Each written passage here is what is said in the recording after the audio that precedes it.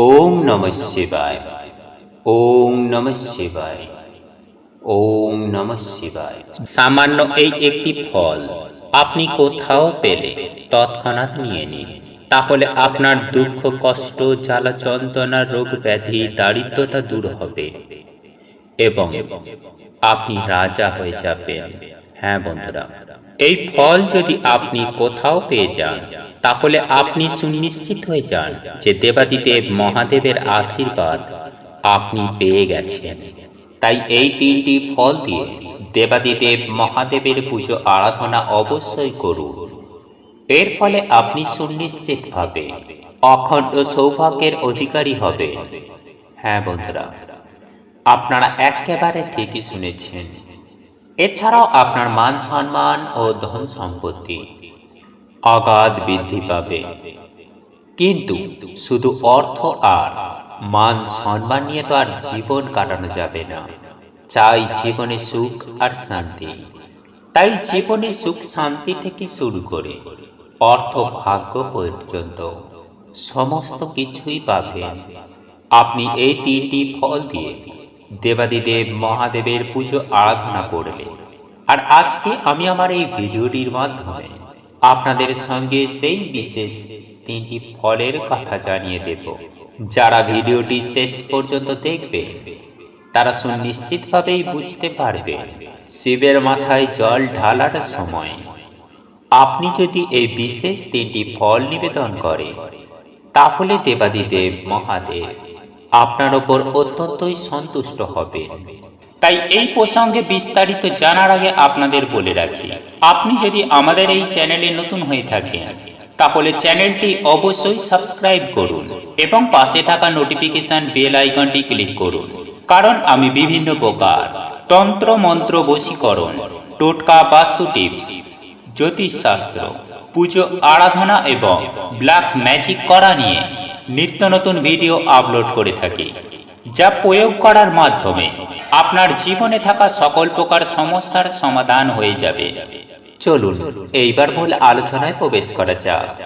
তবে মূল আলোচনায় প্রবেশ করার আগে আপনারা যদি দেবাদিদেব মহাদেবের একনিষ্ঠ ভক্ত হয়ে থাকে তাহলে ওম নমঃ শিবায়, হর হর মহাদেব লিখে কমেন্ট অবশ্যই করবে। বন্ধুরা, আমি এই প্রসঙ্গে আরো একটি বিষয় আপনাদেরকে জানিয়ে রাখতে চাই। কোন কোন ফুল অতি অবশ্যই দেবাদিদেব মহাদেবকে অর্পণ করতে হয় সেই বিষয়ে আমাদের একটি স্বতন্ত্র ভিডিও আমরা অলরেডি আমাদের চ্যানেলে আপলোড করেছি।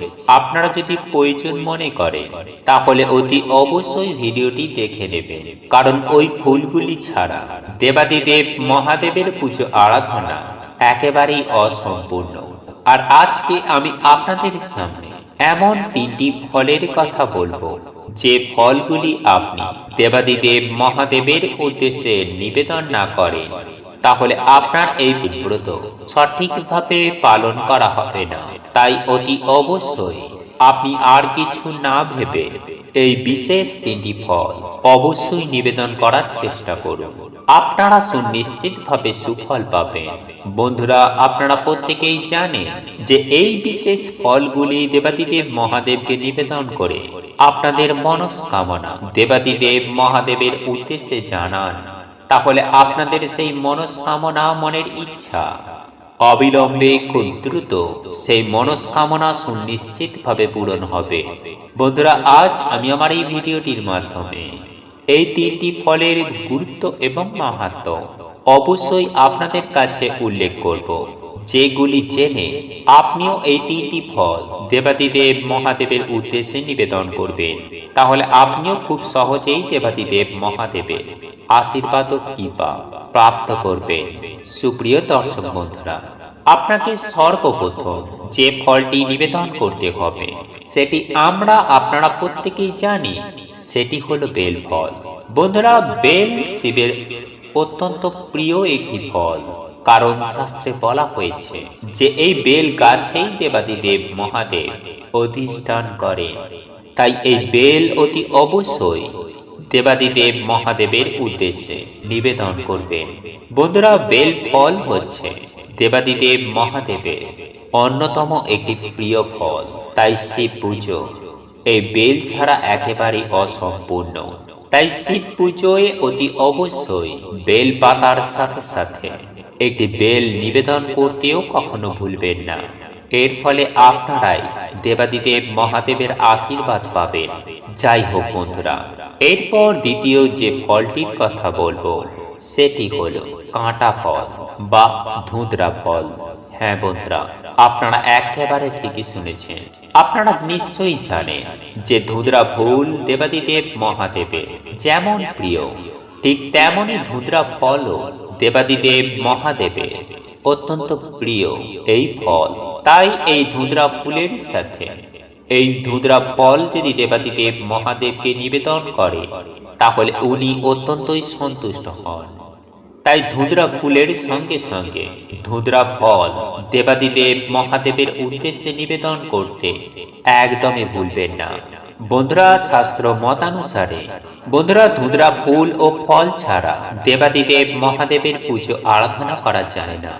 তাই আপনারা যদি দেবাদিদেব মহাদেবের ব্রত সঠিকভাবে সঠিক নিয়মে পালন করতে চান তাহলে অতি অবশ্যই বেল পাতার সাথে সাথে বেল ফল এবং ধুঁধরা ফুলের সঙ্গে ধুঁধরা ফল অতি অবশ্যই দেবাদিদেব মহাদেবকে নিবেদন করুন। যার ফলে আপনারা সুনিশ্চিতভাবে দেবাদিদেব মহাদেব ও মাতা পার্বতীর আশীর্বাদ ও কৃপা পাবে। আপনাদের সকল মনোবাসনা মনের ইচ্ছা পূরণ হবে। বন্ধুরা, এরপর তৃতীয় যে ফলটির কথা বলবো তা হল ডাল সমেত একটি কাঁচা আম। হ্যাঁ বন্ধুরা, আপনারা একেবারে ঠিকই শুনছেন। ডাল সমেত কাঁচা আম যদি আপনারা জোগাড় করতে পারেন তাহলে অবশ্যই দেবাদিদেব মহাদেবকে সেটি নিবেদন করুন।